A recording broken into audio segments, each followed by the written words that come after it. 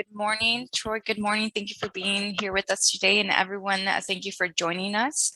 My name is Vanessa, and I am with the Greater Coachella Valley Chamber of Commerce.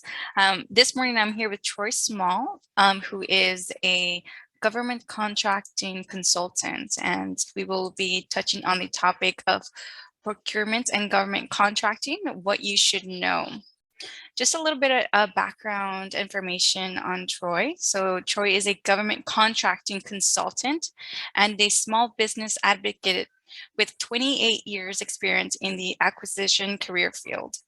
He uses his experience as a former Marine Corps contracting officer to teach companies how to grow and expand their business with local, state, and federal government. Troy is a small business owner and key member of several high-performing teams that are focused on small business growth and entrepreneurship. He helped companies with strategic planning and determining how best to expand to the government contracting marketplace. Troy is a retired U.S. Marine with 20 years of service and is also a Marine combat veteran who served in Operations Desert Shield, Operations Desert Storm, and Operations Iraq Freedom. Troy, welcome, and thank you for your service, along with being here with us this morning. Thank you, Vanessa. I appreciate it. I'm happy to be here. Why don't you tell us a little bit more about what we're going to learn today? Sure, absolutely. So the reason why we're here is we're here to learn about procurement and government contracting, most known as government contracting, and why small business owners should be interested and concerned. Like, what is it about government contracting that's this buzz that some people hear about? Well, today I'm going to directly explain what the benefit may be to the folks that are on the call today.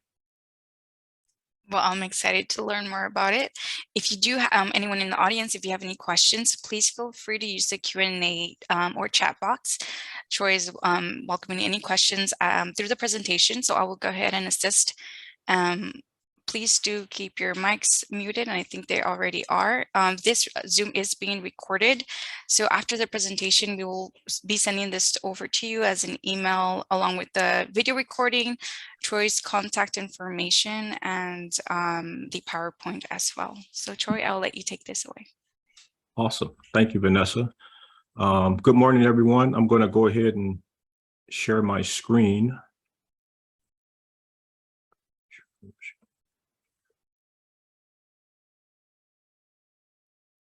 Okay, so procurement and government contracting, what you should know. That's the topic of our session today. And I'm just going to kind of jump right into it so that we can cover the information so that you all can get the info that you came here for. If you have any questions, feel free to ask throughout the presentation, or if you like, you can hold them to the end. It's your call. So the Orange County Inland Empire Small Business Development Center network, it's comprised of over 100 small business owners and small business experts that are here to assist each client with one-on-one consulting and training. This is a national program with over 1,000 locations, which helps stimulate economic growth through business development. So this is who the Coachella Valley Small Business Development Center is within the Orange County Inland Empire network. And so if you have more information, or if you're wondering who you're getting this brief from, this is who I represent. This is myself. So if interested, there's a link there to my calendar. If after this call you feel like you want to have some additional conversation, feel free to reach out to me. I'd be happy to jump on the line and chat with you.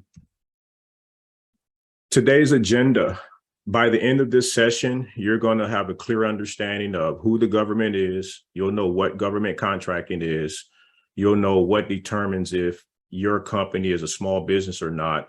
You'll have an understanding of contracting assistance programs, which are also known as set-aside programs. And you'll have a basic understanding of the basic requirements to get going.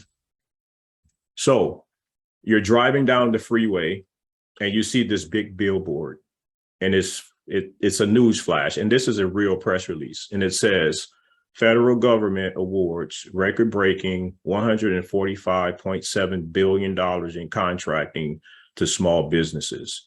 This was in FY 2020. So this was a couple of years ago. So this is very relevant. And as a matter of fact, if I recall, FY 20 was a COVID year. So $146 billion were spent on small business. That's a lot of money. And this is one of the main reasons why we're here today, is that there is a lot of money being spent by the federal government, and they want to spend it on small business owners. And so today, you're going to get a better understanding of why that's the case. But let's take a look at what $146 billion really is, right? So this graph here is basically $100 bills, or no, sorry, a $100 bill stacked up. So the first one is a chair, right? That's $1 million. That's 1,000,000 $100 bills. So $1 billion with $100 bills stacked up is over 60% taller than the highest building in the world. They spent $146 billion on small business, and that's just small business alone. That's not even considering large business.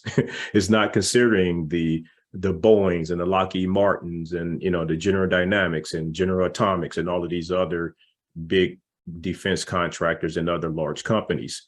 And so do you think that if you can win a $25,000, a $100,000, a $15,000 contract, do you think they would miss that money if they're spending $146 billion?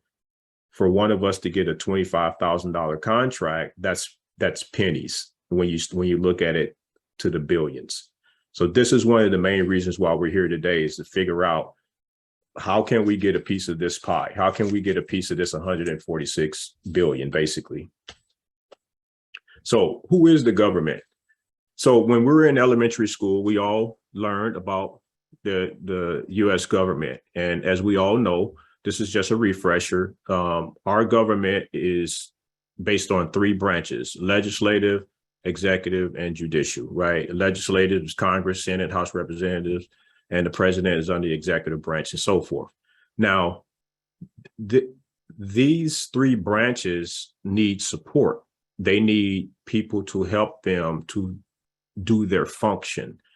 So the president of the United States is not going to go out and buy his own pens and pencils and paper and furniture and all of that stuff. He's going to have a staff that does that, right? So with that in mind, these three branches of government have a host of other agencies and departments that support it. As an example, the Department of Defense, the Department of Homeland Security, the Department of State, Department of Transportation. I can go on and on. The reason why we have these departments is so that they can support the three branches of government, basically, right? These departments have agencies within them. So this is where we get the agencies and components and things like that. So the Department of Homeland Security, as an example, agencies that fall under that are the Border Patrol, falls under Department of Homeland Security. The Coast Guard falls under the Department of Homeland Security. In fact, the Coast Guard is not a military service. It's an organization within the Department of Homeland Security. But of course, we look at it as a military arm because of what they do, right? And so I'm not taking away from the Coast Guard. I'm just saying that they are not, in fact, quote unquote, armed service, right? They fall under the Department of Homeland Security. So now my point here is that that's the government. And this is where government comes from. This is why some folks don't, they scream out when we start talking about more government, because it's just more functions that need to be ran. And that's just more spending to support their function. So, well, then what exactly is government contracting? Well, government contracting is basically the federal government and state and municipal governments as well. But it's basically the government is conducting contracts, purchasing and buying of products and services from us, from small business owners, to support their function and their mission, right? So they can't do it alone. So, or they can't do it on their own. Sorry about that. So they contract with us, small business owners, to get the job done. So that's what quote unquote government contracting is. It's really the government serving its own need by going out and buying products and services that it needs to run. As I mentioned earlier, there's a host of departments and agencies that support those three branches. Now, that just is not just at the federal level. This is also true at the state and municipal levels as well. Our state governments are, they're basically resemble the federal government. Governors are really presidents of their state, right? But the point I'm making here is that the state governments purchase as well. Like here in California, if you go on the website Cal eProcure, you can learn about a lot of the stuff that the state of California and the departments within the state of California, what they're buying. Same thing is true with municipal governments. Your municipal governments would be like your city governments where you live. I'm here in Marietta. So like Marietta city government does some purchasing. I haven't looked at it, but I know they do because they have to run their function. But the other types of governments, what many people may not be aware of, are actually kind of like pseudo governments, or colleges, universities, transit boards, airport boards. All of these buy. Like Mount San Jacinto here in Menifee, they have a procurement department. Cal State University San Marcos, Riverside Transit Agency, they all have procurement departments. So why this matters is that what I'm pointing out is that there's opportunity all over the place. I mean, you can throw a rock and hit a quote unquote government organization, if you will. So what are the benefits? So we've learned like who the government is. We know what government contracting is, and we kind of have an understanding of, we're getting an understanding of why it's good for us to know about this. Well, these are the other hard and fast benefits. Number one, there's a tremendous financial opportunity. And the reason why is because most government contracts, particularly at the federal level and also at the state and county levels as well, they're typically 5 years in length, in duration. Most of them would be, you get a base year plus 4 option years. What that means is the government has the option to extend that contract for another year, another term at the end of each term, up to a total term of 5 years. That's huge, because that's the difference between us sitting here today and we're sitting at our desk in our office trying to figure out, how am I going to meet my number at the end of the year, let alone how am I going to meet my number at the end of the year for 5 years? Well, if you win a government contract and you have pricing already in that contract, you can predict how much money you're going to make as a company over 5 years because you have a contract. Now, there's, no guarantee that the government will exercise the option. Typically, they do, as long as they have funding and as long as you're doing well. It usually happens, and there's a risk that it may not, but there's a better opportunity that you serve the full 5 years and get the benefit of that service than they don't do it. And so that's financial opportunity, because you're able to predict income for a 5-year period. And while you have that contract in year one, and you have 4 of the years, as long as you do well, you can be planning on other opportunities for your company while you're working that contract. And that's where it starts to magnify itself. Also, the US government is the largest buyer in the world. We're the biggest spender. And so if the government is the biggest client, we should be looking at them because, number one, they generally pay on time, right? Usually it's net 30. Generally speaking, you're going to get your money within 30 days. When you don't, it's because there's humans behind the process. As with any process, usually if it's not working, it's because there's, human on either side that's not necessarily doing their part. So as long as everyone's doing their part and, submitting the appropriate information, you'll get paid on time. They purchase all types of products and services. We've heard about screwdrivers. We've heard about toilet seats. Well, they buy tanks and planes, and well, they also buy janitorial services. They also, buy air vac services. They buy engineering services. So graphic services. So there's all kinds of stuff that we could potentially sell to the government. And oh, by the way, there's regulations and laws out there that say hey, government as a whole, at the federal level particularly, you must award a certain amount of businesses, excuse me, a certain amount of contracts to small businesses, right? State governments have the same thing because most of their money comes from the Fed. And in order to be compliant and continue to get more money, they have to pretty much agree to do what the federal government wants. This is why when some states don't do what the federal government wants, they withhold funding, as an example. Well, state governments have goals for small businesses as well. And we'll touch on that here in a couple of slides as we go further.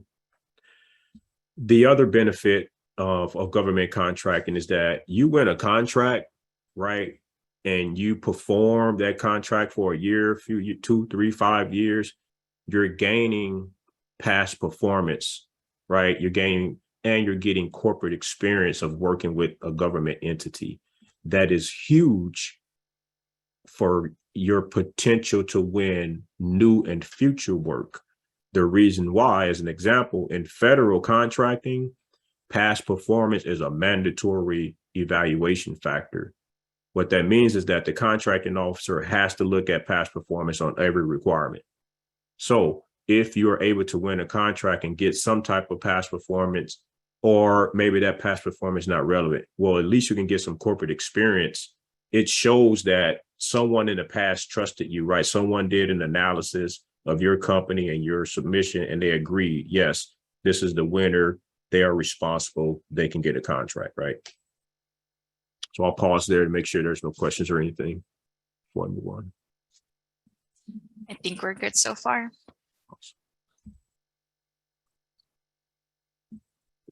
So why are small businesses so important to the government? Well, there's several reasons.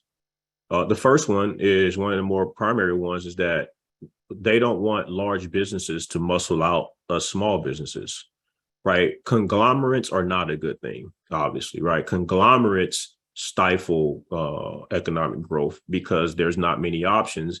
And then over time, those few options will get greedy and they'll raise prices and, no one can afford it, right? The whole goal here is all about competition. The government wants to stimulate competition.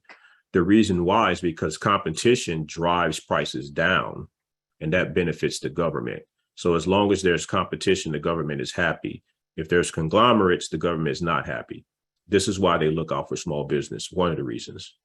The other is they want our creativity, they want our ingenuity, they want our innovation.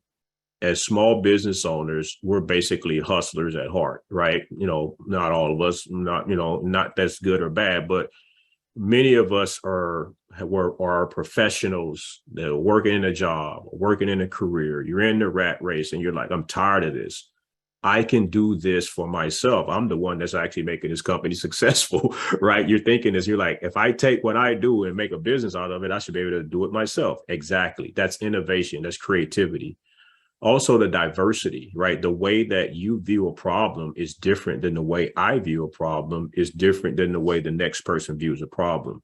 That's not a bad thing. That's a good thing, because if we're always trying the same approach and we're hitting the wall, then we'll never succeed. But if we have fresh ideas on new ideas on how to attack an old problem, the government likes that. And the main thing that I want to hit on is that they want to offer opportunities to disadvantaged socioeconomic groups to level the playing field, right, for these groups that have been socially and economically disadvantaged against, such as minorities, women, service-disabled veterans, things like that. Okay. What determines if you're a small business? This is important, right? It seems obvious that, yeah, okay, I mean, I just started, I'm not making that much money. Like, I'm making less than, $5,000 a year, and it's just me. I'm a small business. Yes, I get it. But when you're talking about government contracting, it matters. And the reason why is because each contract opportunity in and of itself has a size standard applied to it. So if I want to have janitorial services done for the Greater Coachella Valley Chamber of Commerce, that one requirement has a size standard. right? Size standards, or excuse me, business size is determined by the NAICS code, the North American Industry Classification System. This system is what our country uses to classify industries, basically, whether it be engineering or roofing or dredging or A&E, like architecture and engineering, right? Each of these has a different NAICS code. The NAICS code is what determines or defines the largest size a business can be to participate in a given contract opportunity or in a particular contracting program. It differs on each. So here's an example, and it varies by industry. So it's either the number of employees or its annual revenues. So let's say you are a manufacturer of a product or a product reseller. Let's say you make furniture and you sell furniture to the government, or you want to. Well, your size, like whether you are a large business or a small business, is determined on the number of employees you have. So you can make all the money in the world, doesn't matter. It's based on how many employees you have. Whereas if you are a service provider, if you provide engineering services, IT support services, educational services, it's based on how much money you make, right? So for the service piece, let's say it could be if you make $3 million annually for the last 3 years average. So if you make 3 million or more, you would be considered a large business on that procurement. However, if you only made 1 million, you would be considered a small business on that procurement.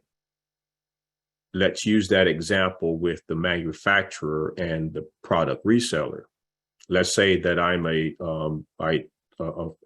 furniture provider, and I have 5 employees, but my size standard may be 500 employees. Like if you have 500 employees or more, you are a large business for this procurement. But if it's less, then you are a small business. That's how size standard is determined at the federal level.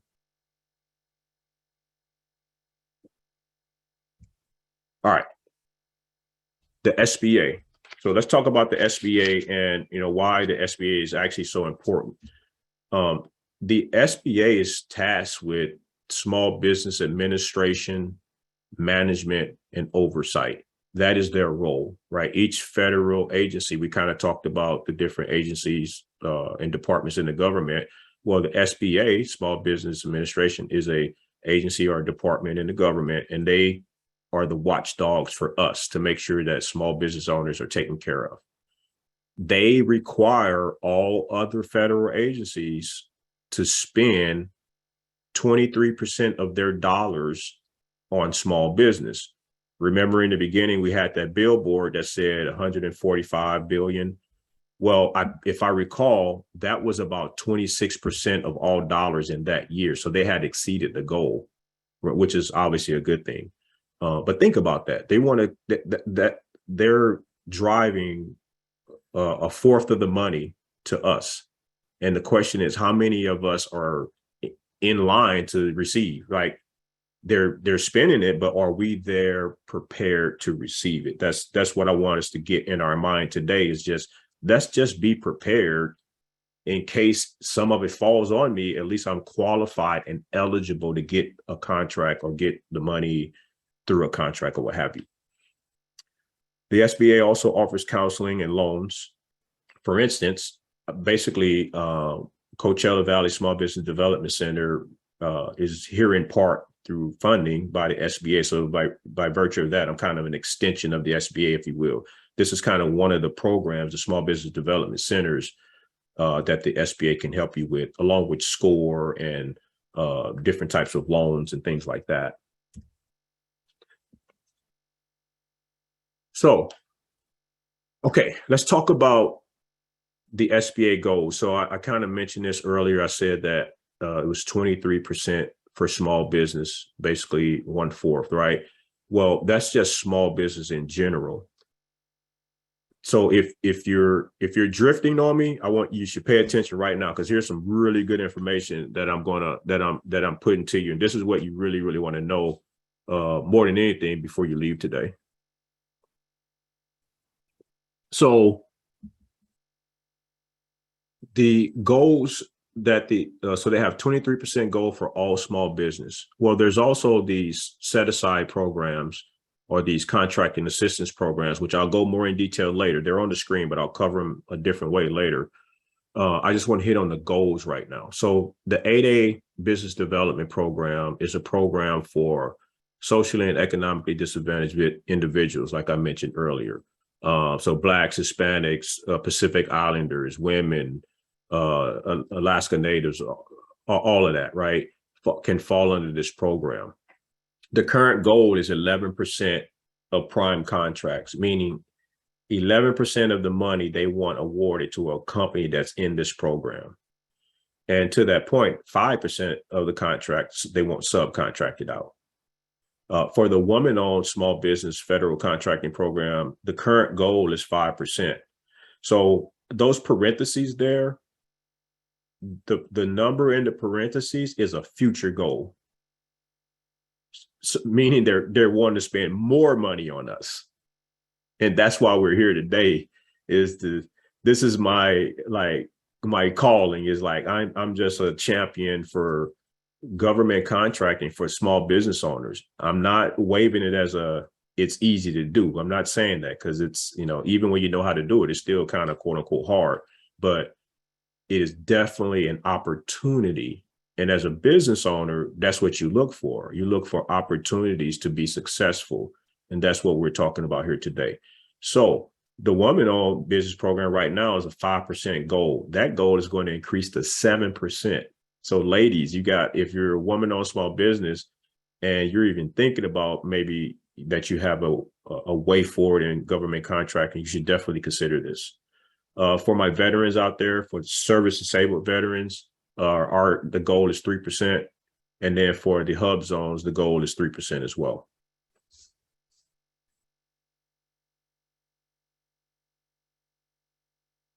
Now let's touch on these a little bit more in detail. Is there, yeah, sure. Sorry, we have one question. It says, Anisha asks, do I apply for both small and small disadvantaged and women owned, or just women owned? Okay, so great question. So we're speaking at the federal level, and for this question, and so the answer is, when you apply in SAM, and I'll touch on sam.gov here in a minute, you will self-certify, meaning you will check the box and say, I'm a small business, and then you will check the box again and say, I'm a small disadvantaged business. Right. And you can check it as a woman owned as well. You can self-certify those. What I'm referring to, though, in these programs is that these are actual programs that you apply for. So hopefully that answers the question in that regard. But here to further answer it is that these programs here, like for instance, for the ladies, the woman-owned small business federal contracting program, you have to apply for it. Like, you have to submit an application to receive your certification. There are some entities that can assist with this, and that's why I put this link in here. So if you're interested, you can follow that link, and it gives you all the details about the program. And it will also give you some, there are like about 3 to 5 organizations that help get the woman-owned small business certification. I didn't put that in the deck today because I want to keep the information kind of tight and get as much out as we can. But for those who may be interested there, I did put the link. And when you go to that page there, you'll get all the information you need. Same thing with all of these on the Small Business Administration's website.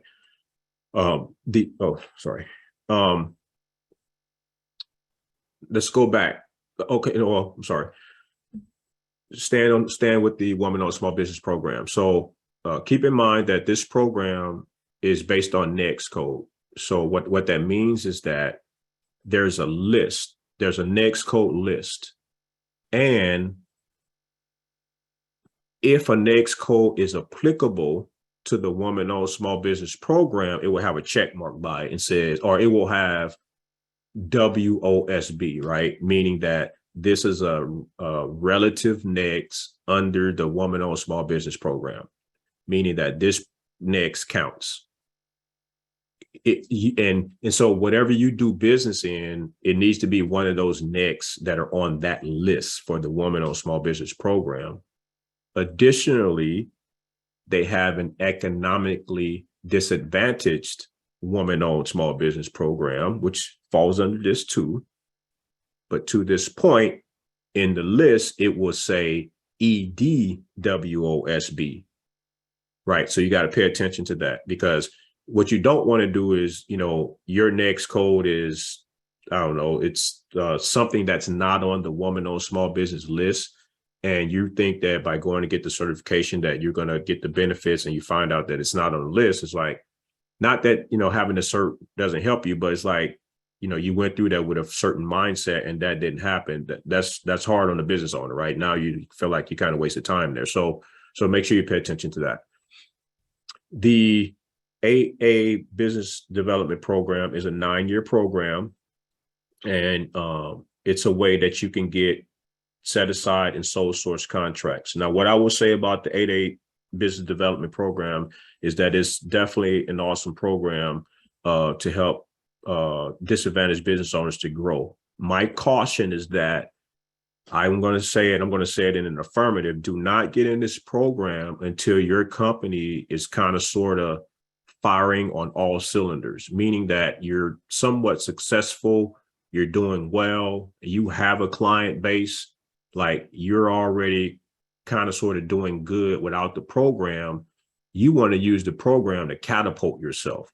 You don't want to use the program to try to grow yourself, because what's going to happen is you're not going to have much experience, and people may be hesitant to interact with you. Once again, these are humans in the process, and they're taking information. So if your information is not as solid and you don't have any corporate experience or any past performance, it's like, I don't know.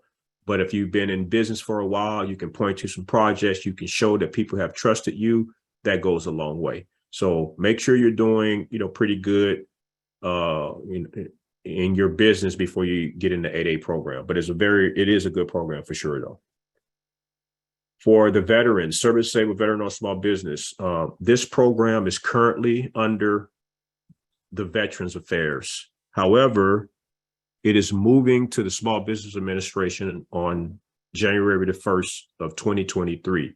So for all intents and purposes, it's an SBA program now. The point here, though, is that if you're not in the program now, you probably should apply now. Like, so let's say I was thinking about becoming SDVOSB through the CVE, which is the Center for Verification and Evaluation. They are the arm that actually does the processing of the applications. You want to apply now before January the 1st, because once January the 1st hit, everybody's going to be going to the SBA. Everybody. Whereas right now is you can apply right now while it's still under VA, and get it going before the rush. So the other program is a Hub Zone program. Now the Hub Zone, let me back up real quick. And unfortunately for on the veteran piece, this is for service disabled veterans, right? So now the VA has a veteran-owned small business application as well. I don't know how that's going to play out with the SBA, but right now there is no veteran small business contract and assistance program. It is only a service disabled veteran-owned small business contract and assistance program. So keep that in mind. The other thing I would say for my veterans out there is also remember, though, that let's say you're a veteran and you don't have a rating, but if you go to the VA to be rated and they come back and rate you 0%, by virtue of getting a rating and a letter that said you're 0%, you're service disabled because you've been evaluated. And who's to say that your ailments that they may be found will not give you some percentage increase in the future. So just keep that in mind, is that if you received a 0 rating from the VA by virtue of getting that letter and getting that rating, at least from my last research, by virtue of that, you are a service disabled veteran-owned small business. So if that's a question to you, or if you're like, "Ooh, I didn't know that," look into that and do the research. And if you can capitalize on that, make sure you do. All right, the last thing here, and we're on good time, is hub zones. So historically underutilized business zones. As an example, here in Riverside County, Paris has hub zones. The city of Menifee has some hub zones, Lake Elsinore, and others throughout our country and throughout Southern California for that matter. What this is hub zones are basically the poor areas of town, like the dilapidated areas. You know, when you go from one part of town and you get to the next, you look up like, man, what happened? Like there's billboard. I mean, there's the windows are boarded up, the windows are busted out, it's trash everywhere, there's no businesses, there's for sale signs and all this stuff up. It's like, what happened, right? Well, the businesses moved out, so all the economics moved out. What this program is trying to do is bring the economics back into these areas. So if you are a business owner and you're like, I can capitalize on this, I live in a hub zone, I work in a hub zone, then you can, by virtue of that, structure yourself to take advantage of the hub zone certification, because this certification can allow for direct sole source awards and set aside competitions for hub zone businesses only. And so keep that in mind. Like, for instance, where I'm at, there's a couple surrounding me in Lake Elsinore, Menifee, and Paris. That's why I have them here. And in the future, if I get to a position to where I can, open up an office there and I have employees that maybe live in the hub zone, that's something that I have on my radar as a business owner. It's just a far out thing that I have planted there that if the stars align, I'm going to do it. If the stars don't align, I won't do it, but I'll still share it with others so they can do it. All right, last thing here, and then we'll get to some questions. What we're trying to do here, and at the end of this, basically, is how do you get started, in the sense, like, what do you got to do to get started? Well, at the federal level, okay, our goal here is, number one, is to have a properly formed company. That means that you've gone through your you've registered with your city, you registered with your state, you've gotten a EIN or a tax ID number and all of that. That's what I'm talking about, a properly formed business. And then when you have that, then you can go into SAM and register, right? So when you go into SAM, you'll need your entity type, whether you're a LLC, S Corp, C Corp, sole proprietor, what have you, whatever you are, right? You'll need that. You'll need your tax ID number, and you're going to need your corporate banking information, your routing number and your account number. That way you can get paid, right? They get that right up the front in the registration. And then SAM is going to assign you a unique entity identifier. This number replaces the DUNS number. So you don't have to go out. You should still get a DUNS number as a business, because DUNS number is kind of like your credit report for your company. So even though SAM and the government don't necessarily use it anymore, it's still good to go out and get it. The point here is that you don't need it to register to do business with the government anymore. They give you the number. For state and county and municipal, almost the same thing. As a matter of fact, I would say that the state requires more information. Like when I applied for California, they want like your last 3-year tax returns. Like the government, federal government, that asks you for your tax return, like California does. They want to see your state tax returns and some other stuff, particularly if you're claiming small business status in your registration with the California Cal Procure. So, all right, that's what I have. Any questions?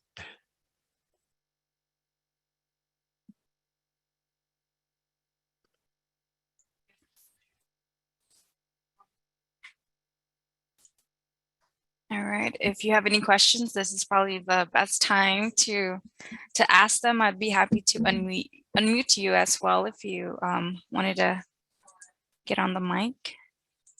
Should I stop sharing or? No, you're still you're fine. All right, so we have a question. This is Sandra. In regards to the hub zone, is there a list of areas available? Yes, there is, absolutely. And that's a great question. Don't quote me on this, but you might be able to go to Hub Zone.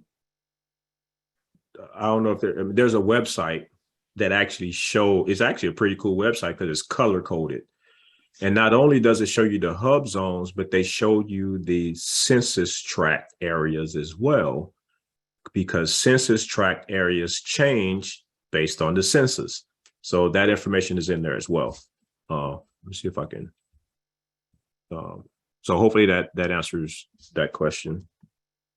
There is a second question. Sorry. Oh, search for a hub zone map. I think that might get it for you. There's another question. Sorry. Got a little loud back here. Is the dunes number different than the IEN number? Sorry if I said that wrong. Yes, the DUNS number is different from the EIN, and the DUNS number, you get that from Dun and Bradstreet, DNB.com maybe. Don't quote me on that, but you search for Dun and Bradstreet or DNB, it'll pop up. You go on that website and you can register your company and get yourself assigned a DUNS number. When you register in SAM, you just go through the process. They automatically assign you a number. So you don't have to ask for it. It's just done a part of your registration process. And for the person who asked about the hub zone map, can you all see that map on the screen?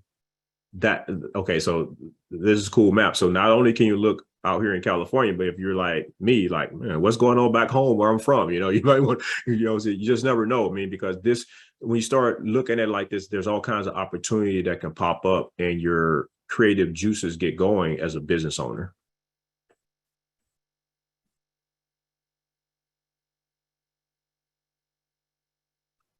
So we'll just mess around here. So as an example, where am I at here? I'm too low. Anybody else have any other questions while we're just so all these little colored areas, like this here is designated as Indian land, then you have county, census tract, you have different stuff. So but yeah, so that's the map there. Really interesting map. Sure. We do have one other question, and they are asking, how do we research what each agency purchases? So that's a great question. So at the federal level, to research what each agency purchases, there's a couple of sites you can go to. You can go to fpdsng.gov. Let me put that in the chat.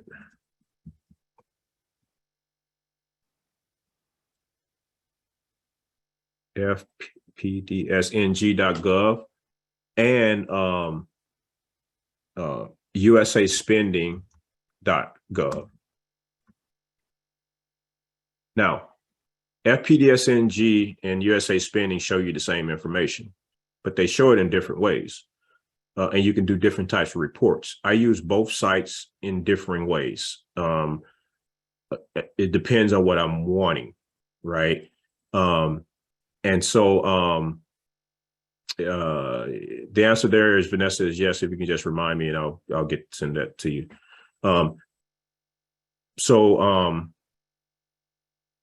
Yeah, so FPDSNG, so they both provide information to you where you can kind of research what's been bought in the past, what companies may have won work and things like that. And you can also research on sam.gov. So those are the three main sites that I use personally when conducting research to try to figure out what's out there, what's not, and things like that.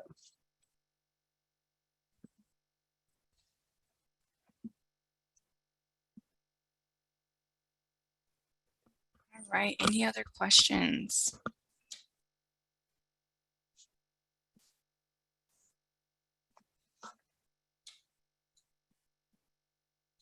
Any questions about local or municipal contracting or anything like that? I mean, everybody kind of, it kind of just flows down. It's almost the same in the sense that federal contracting, I mean, they buy things more applicable to at the federal level. And here, like for instance, Riverside County, they purchase. I get alerts all the time because trust me, I watch them, but they are always looking for stuff. And for instance, how do you do business with Riverside County as an example? Well, Riverside County uses a separate registration and bidding site, slightly different than what, like, for instance, the state of California uses. So there's differing kind of like bid boards that you could use. It's just based on who you're doing business with. So you could do business with Riverside County, San Diego County, San Bernardino County. They all have their own purchasing departments. So when you start looking at it like that, you look around, you're like, man, there's people buying stuff all around me. Now it's just a matter of figuring out, well, is anyone out there buying what I sell? And if they are, how can I get them to buy what I sell? How can I get them to buy my product, right? How can I win a contract?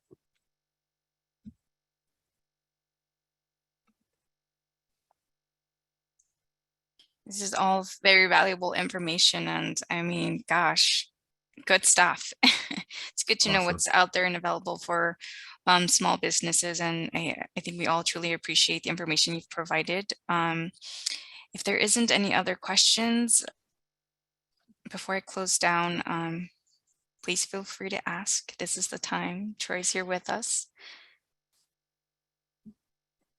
Okay, looks like we have one other question. Sandra is asking, are there templates available to assist in submitting bids and proposals? Unfortunately, there's not really any quote unquote templates. And the reason why is because most every procurement is different. And now many times, yes, you can maybe start with an old contract and use it as a template and start changing stuff. But from a response position, it's difficult to have a quote unquote template. Now, my answer to that would be, once after the explanation, is that what I usually use is I use the template of the solicitation, like the request for quote or the request for proposal, like the document that they put the solicitation on. You use their format back to them if possible, unless they tell you to submit it back in a differing way. What you want to try to do is actually use their format as much as possible because they're used to seeing it. It's easier for them to read, right? They know where the information is in the statement of work, as an example. So I typically try to mimic their headings and to a certain extent, but I try to mimic their paragraphs and all that and answer back the mail to them that way. One other thing I want to mention to that point is that also, and more importantly, is that Section L or Section M of federal contracts, or there's going to be a clause, instructions to offerers, and another clause, evaluation factors. This information, generally speaking, tells you how they want it back. Like the instructions to offers will tell you, we want an 8.5 by 11 paper, single-sided or double-sided, this font, those types of information. And then they may give you the format of what they want. Obviously, they don't give you the entire format. But if you take the statement of work, like I mentioned earlier, and kind of sort of mimic that, and then take the information from instructions to offers or the Section L and put that in the format, you're pretty much where you need to be as far as a template and responding back. And what I just described is how I build my template or my abstract when responding back. Generally, that's how I start, and then I kind of massage it as I go through the process as I deem necessary. Thank you for that. There is another question. When bidding, are you limited to bidding using one code category? So this is a great question. So the answer is yes. So as an example, I'm assuming you're referring to the next code. So if we're going after a janitorial contract, it's going to have the janitorial next code assigned to it. But if your main stuff is engineering and you bid on that and you don't have janitorial next in your profile, you won't be eligible because it's going to show that you're not in that field. So even if that's not your strength, you still need to have that next code in your profile. The same thing at the state and local levels as well. They don't use next code. They use these other classification codes, but it's basically the same thing. They're classifying the industries using a number. So although the state of California doesn't necessarily use a next code to do this, they use a similar number in a similar fashion. So that would be my response there. Some of you may have heard of SIC codes or product and service codes as well. Like the SIC codes are, they're similar to next code. They classify industries, just like the FSC, the federal supply codes, which are the old school numbers, which are the prefix to NSNs. If anyone's familiar with national stock numbers, if any military people are out there, they know what I'm talking about. But all of these are really just a categorization of items. And so ultimately the response is if you're bidding on something that's using one code, you want to make sure it's in your profile. If it's in your profile, you're good. Just because you have others in your profile, that's okay. It doesn't matter. As long as you have the one that you're bidding on in your profile, you'll be good. All right. Well, while we wait for any last questions, I also wanted to share that the Chamber has a mixer event tonight. So Troy, you're welcome if you're in the Valley to stop by. It's going to be at the JFK Memorial Hospital from 5 p.m. to 7 p.m. If you're not a Chamber member, don't worry. We'd be happy to share with you a one-time complimentary ticket code, which is welcome 22, all caps welcome, and the number 22. All right, so it looks like we don't have any other questions coming in. Again, this is being recorded, so we will share with you the Zoom link recording along with the PowerPoint PDF form and Troy's contact information. Troy, actually, why don't you share with us what is the process when it comes to using the Small Business Development Center services? So if someone's interested in reaching out and contacting you to get that one-on-one consultation, what does that process look like? Sure. Yeah. The process is fairly simple. So there's a couple of different ways. So you could reach out directly to the center via, one of the links that's on the slide deck, or call or email, right? Any of the ways to reach out to the center. And what will happen is they'll schedule a intake call with the person calling, and to start that initial dialogue, kind of figure out what the goal is and go from there. Or you can contact any one of our business consultants. Like, let's say you just say, you know what, I'll just reach out to Troy and go it that way. Well, you reach out to me, same thing. I'll kind of have an intake call with you to figure out what we're doing, and then I'll process you into the system if you agree that you do want consulting from the center. So it's pretty easy. All fairly easy, and it's free. So if you are looking to have access to these services, again, they're all free, and I know Troy would be welcome and happy to connect with you regarding this topic or any other topic that might be related to your business.